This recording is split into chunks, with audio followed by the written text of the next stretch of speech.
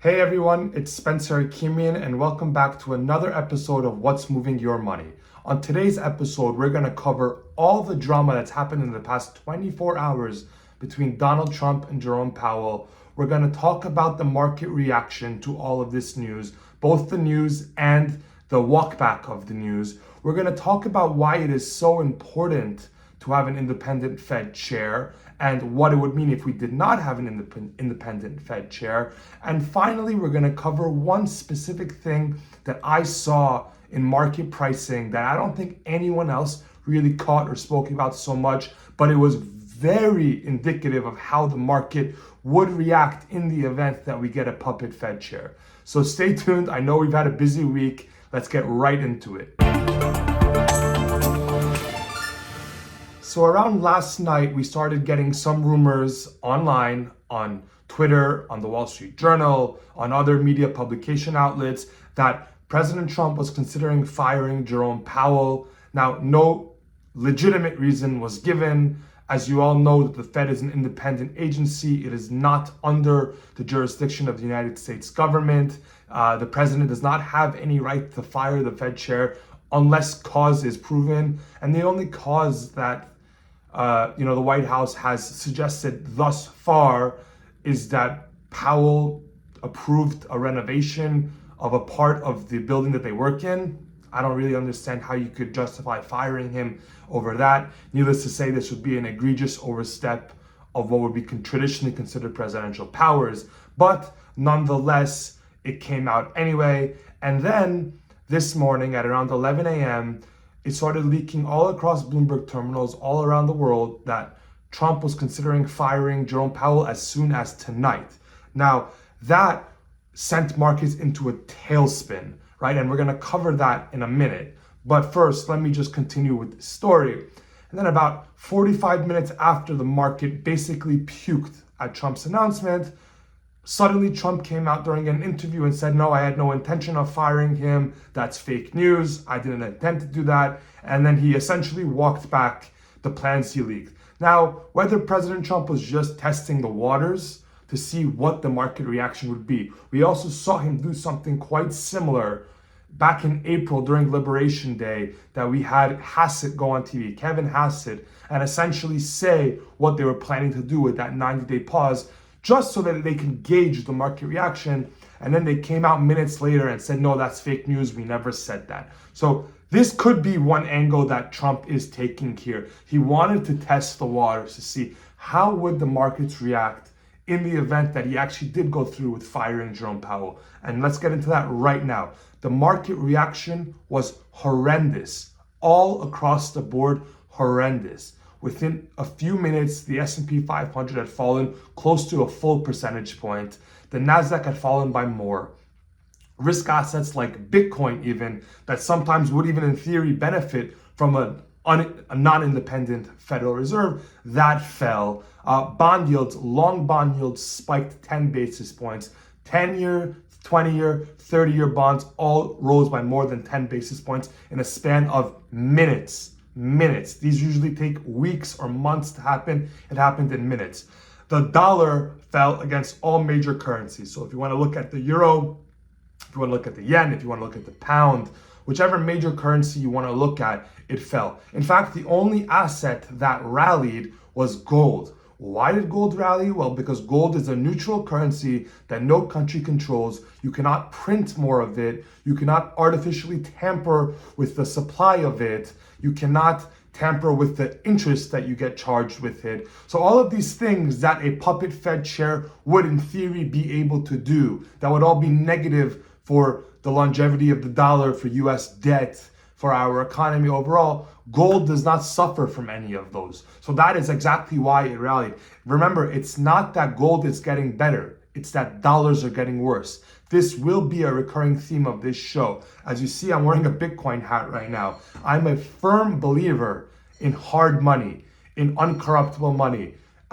Fiat, the human nature is to corrupt stuff over time. Fiat is a perfect vehicle for stuff to be corrupted with. So that handles it for market reactions for now. Let's just also get into why it is so important to have an independent Fed chair. You know, a lot of the viewers of this show are not just financial professionals like you and I. Some of them are people that, you know, just want to catch up on the news. They just want to understand a little bit of what is happening in the world as it relates to things that are economically charged. So I also just want to talk briefly about why an independent Fed chair matters. The reason why it matters, in theory, is that you want a Federal Reserve chair who is in charge of monetary policy, the supply of money, the price of money, which is interest rates, all of those things.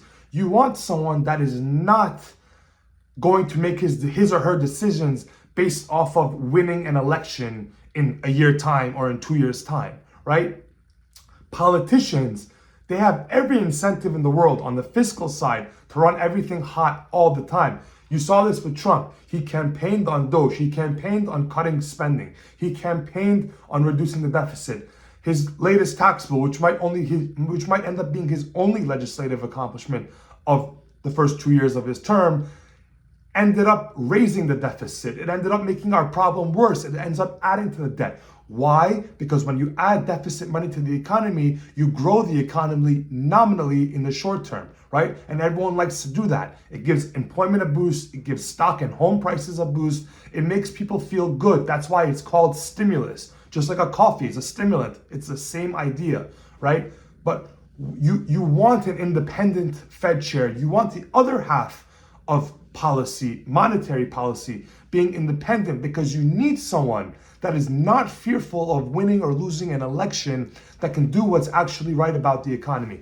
Could you imagine if back in 2022, Jerome Powell refused to raise interest rates when inflation was 9% because he was fearful of losing an election? We'd still be dealing with an inflation crisis now, right? Fiscal was out of control in 2022, right? So much stimulus from 2020, 2021, 2022 was put into place on the fiscal side, both by Trump and Biden.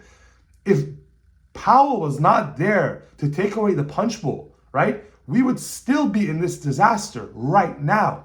Fortunately, we're not in such a disaster at the moment.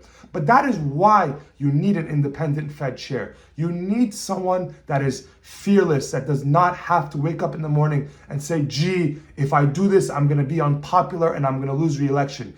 The Fed chair is there to do what is right regardless of the popularity of it.